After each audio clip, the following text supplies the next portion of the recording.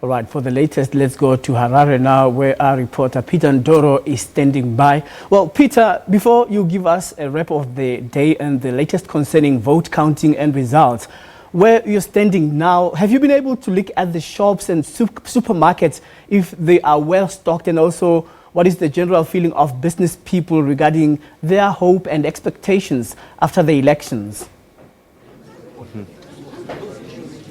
Colin, thanks very much indeed for crossing to us. Yes, we're at the results centre, and this is where we're going to get the first indication of just what the will of the people is. They voted in their numbers yesterday, record numbers. The ZEC said 75% in most places, so it was an election that was important to the majority of the people. And so in a few minutes' time, we're just waiting for the officials now to come through. They're going to start telling us what those results are and which way and which party is being favoured.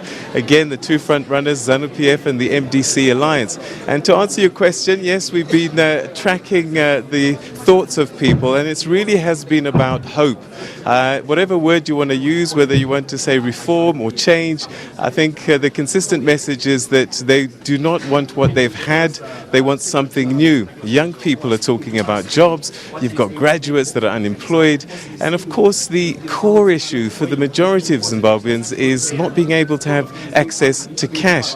Queues at banks, electricity interruptions, water cuts as well. So a lot of social daily issues that need to be solved by the next president, whoever he is. And he's going to have to find a way to do that quite quickly because the expectations are very high. But I think another worrying issue that we're hearing is that women candidates have done very badly in this particular election, and it may be the worst showing for female candidates, and that's something both parties are going to have to address going forward, that the women representation in Parliament is probably going to be at its lowest level ever. But we're going to wait to hear confirmation of that, but it is a concern, and it was raised a little bit earlier on by the Zimbabwe Elections Network when they released their report that 91% of the candidates that were fielded were male, and so that left just 9%, and of those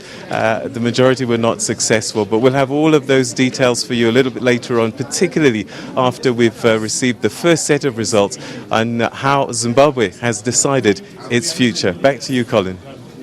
All right, thank you very much, Peter. We'll be crossing live to him later on when the Zimbabwe Electoral Commission makes an announcement of the results later on in our program.